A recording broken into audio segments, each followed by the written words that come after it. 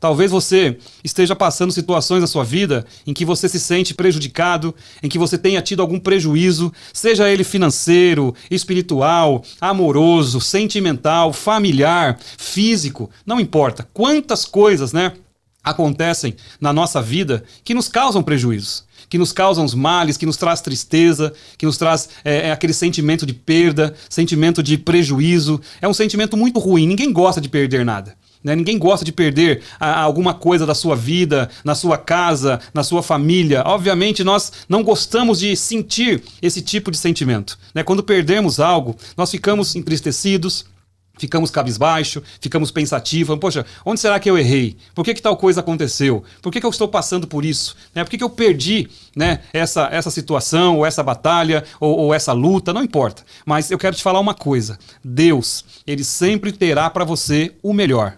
Ele sempre terá para você algo novo para acrescentar na tua vida. E tenho certeza também que tudo aquilo que por algum motivo você tenha perdido, se você buscar ao Senhor, se você clamar ao Senhor, se você colocar o seu coração no altar de Deus e conversar com o Pai, tenha certeza de uma coisa: Deus irá restituir tudo o que você perdeu. E nesta manhã eu quero começar lendo o que está em Zacarias 9, versículo 12, que diz assim: Voltai à fortaleza, ó prisioneiros da esperança. Também hoje vos anuncio que vos recompensarei em dobro. Essa situação se passou durante um momento, né, muito difícil de Israel, em que vários inimigos se levantavam contra aquele povo. Infelizmente até hoje é assim, né? Israel é um país muito perseguido. Todos querem se apossar daquele lugar, todos querem, né, tirar alguma vantagem daquele lugar, mas Israel é um local que tem promessa de Deus. É um local que realmente é a menina dos olhos de Deus. É um local que é amado pelo Senhor. E Deus tem uma aliança com Israel desde o início. Se nós pegarmos a Bíblia desde Gênesis até o último livro, sempre será citado Israel. E tudo que Deus fez e tudo que Deus faria sobre essa nação, que hoje, apesar de ser pequena fisicamente, ela é poderosa, porque ela tem uma promessa de Deus. E naquela ocasião, né, onde Zacarias escreve o seu livro, Israel estava passando difíceis momentos com seus inimigos. Momentos de batalha, de angústia, de escravidão e de tudo mais. Mas Deus sempre tinha um escape para aquele povo. Deus sempre tinha uma resposta para trazer sobre o povo de Israel. Né? E aí não foi diferente. E uma coisa que me chama a atenção nesse simples versículo é que ele fala o seguinte: Voltai à fortaleza, ó prisioneiros da esperança. Prisioneiros da esperança. O que é ser um prisioneiro da esperança? Né?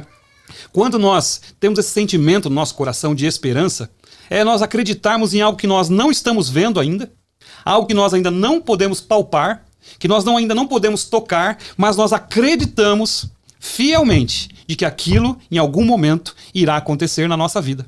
E a esperança, ela precisa estar cravada no nosso coração. Nós temos que ser esperançosos, temos que aguardar de fato e confiar que o Senhor irá fazer algo novo na nossa vida. Eu sempre digo que ninguém fica na escuridão a vida toda. Ninguém fica no vermelho a vida toda. Não é possível que isso possa acontecer na nossa vida. Passamos por momentos difíceis, passamos por tribulações, passamos por angústias, perdemos sempre alguma coisa no decorrer da nossa vida, mas a esperança não pode se apartar do nosso coração. A esperança, ela nos ajuda a manter os nossos sonhos.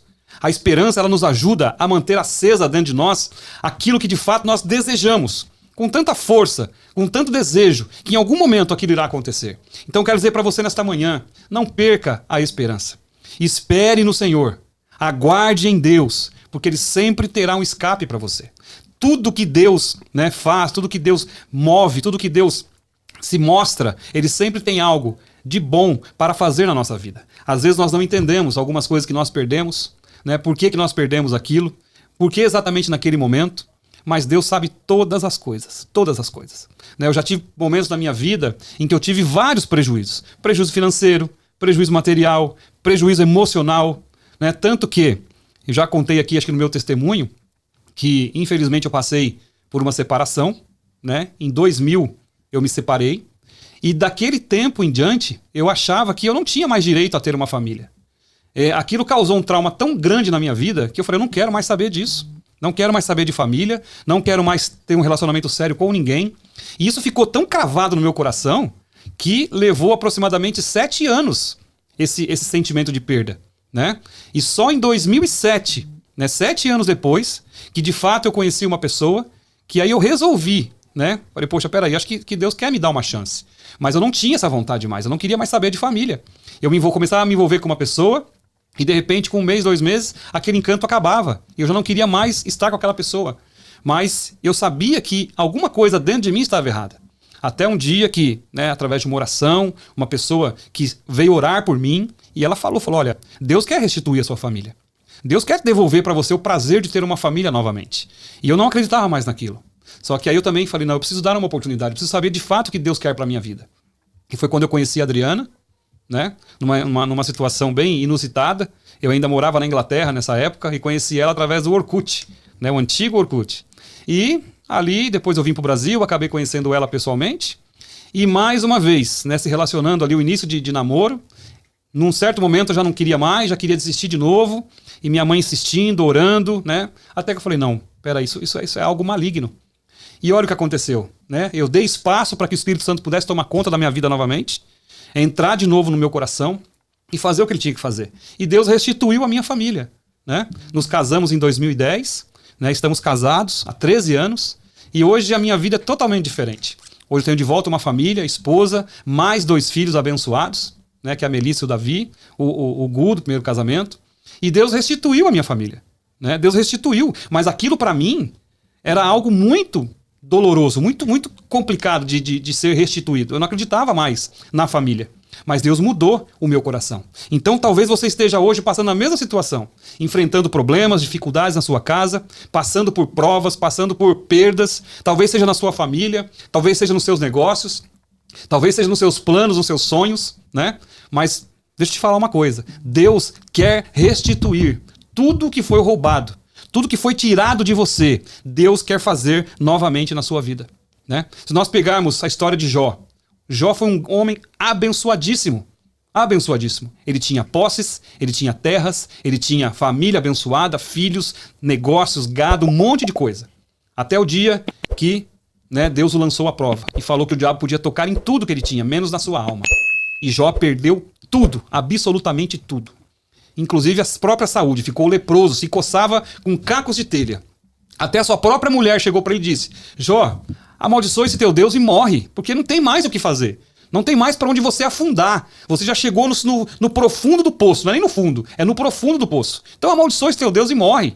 E Jó falou para ela, não, sem nada eu vim ao mundo. E eu posso ir embora sem nada também, mas eu não quero abrir mão da presença de Deus. E em um determinado momento, no final do livro de Jó, quando Jó estava ali orando pelos seus amigos ou inimigos, não dá para entender o decorrer da história, o que Deus fez? Restituiu tudo o que Jó havia perdido. Tudo. Então a nossa vida é assim. Às vezes Deus ele nos coloca em situações para saber onde é que está de fato o nosso coração. Onde é que de fato mora o nosso verdadeiro valor. Qual é o teu valor hoje? São os bens materiais?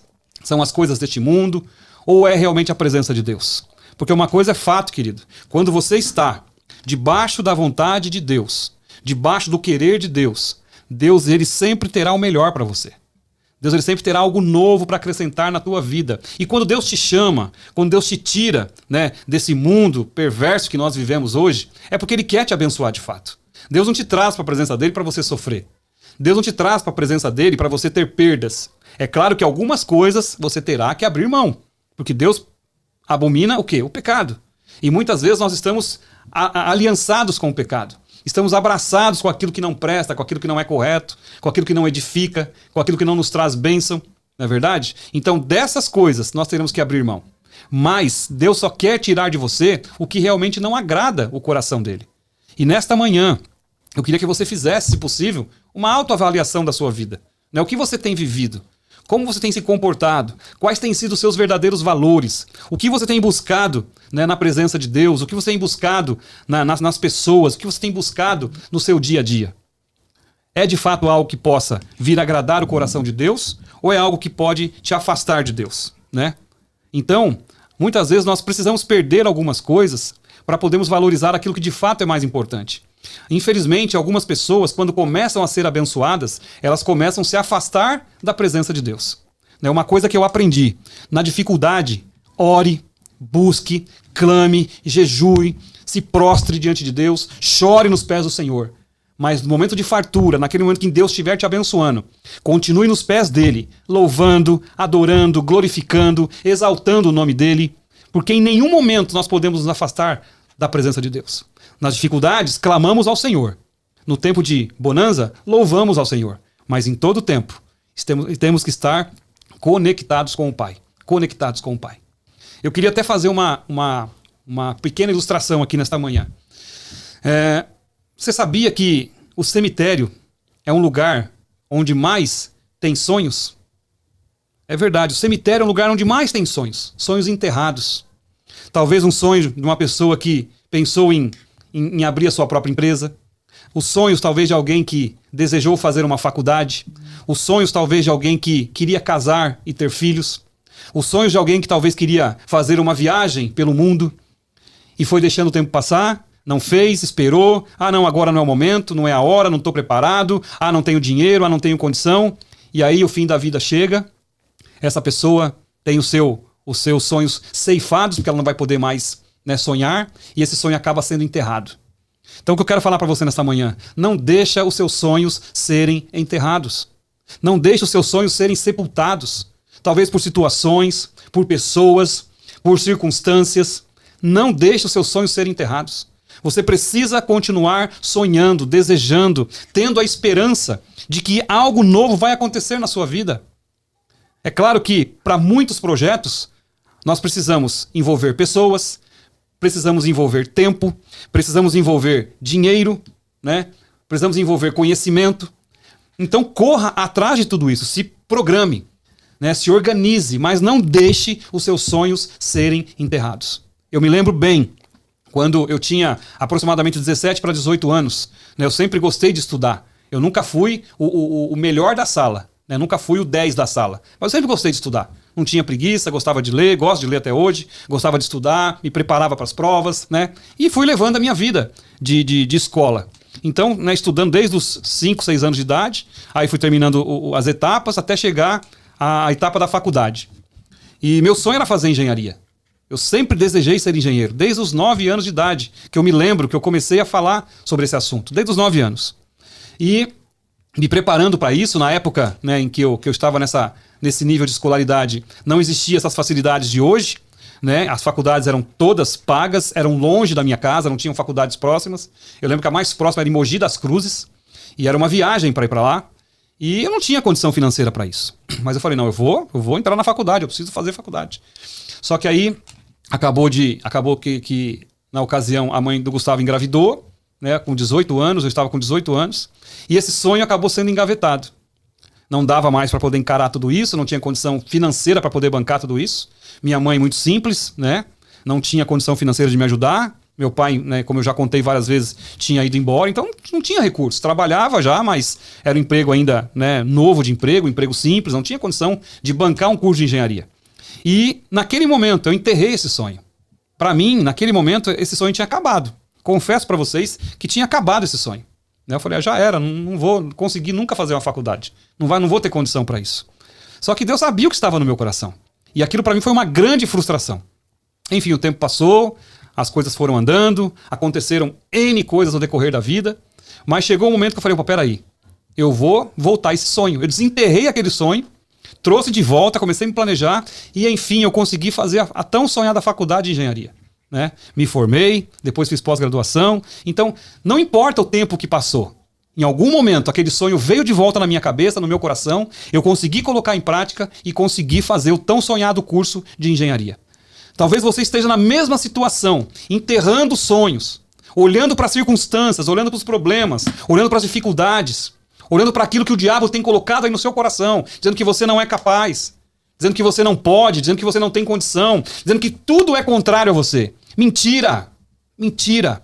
Você pode sim criar essa condição. Você pode sim buscar em Deus e fazer com que Deus abençoe a tua vida e te ajude a conquistar aquilo que você tanto deseja. Às vezes você está tentando, né? Poxa, eu não consigo, arrumo um namorado ou uma namorada, o tempo passa, acaba, não consigo, né, ficar noivo, não consigo ficar noiva. Sonho tanto em me casar, sonho tanto em ter filhos, mas a coisa não acontece. Sabe? Pensa, reflete e comece a buscar o Senhor. Fala, Senhor, essa maldição tem que ser quebrada na minha vida. Você não pode aceitar aquilo que o diabo impõe para você. A gente sempre diz aqui no podcast, a última palavra sempre virá de Deus. Sempre virá do altar do Senhor. Não é o advogado, não é o médico, não é a situação financeira, não é o sistema financeiro, não é o sistema político, não é a economia que vai determinar onde você pode chegar. Primeiro, você tem um sonho. Ok, já é um grande passo. Segundo, é começar a buscar estratégias para que isso seja concluído. Mas o principal é você colocar isso tudo no altar do Senhor. Porque, é claro, muitos sonhos que nós temos são às vezes impossíveis de se conquistar. Mas para Deus nada é impossível. O Senhor faz o que for necessário. Ele abre portas onde não existe. Ele cria caminhos no deserto para que os seus filhos sejam abençoados. Não deixe esse sentimento de frustração tomar conta da tua vida. Não permita que as astúcias do inferno venham desanimar você. Sabe, não deixe isso acontecer. Deus quer restituir tudo que um dia o inimigo roubou de você.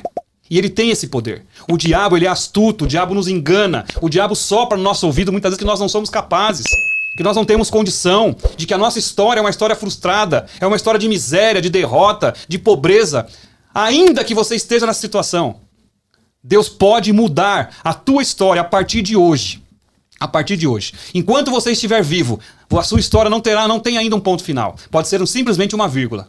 E essa vírgula é exatamente esse momento que você precisa para respirar. Quando nós estamos lendo um texto, tem lá as vírgulas. Por quê? É necessário para que haja uma pausa, você respire e continue lendo aquele texto. Assim também é a nossa vida. Às vezes, você pode achar que chegou o seu fim, mas não é o seu fim. Às vezes é apenas uma vírgula que Deus está colocando na tua história. É apenas uma vírgula que Deus está colocando no livro da tua vida. Para que você pare, respire, reflita e principalmente olhe para cima.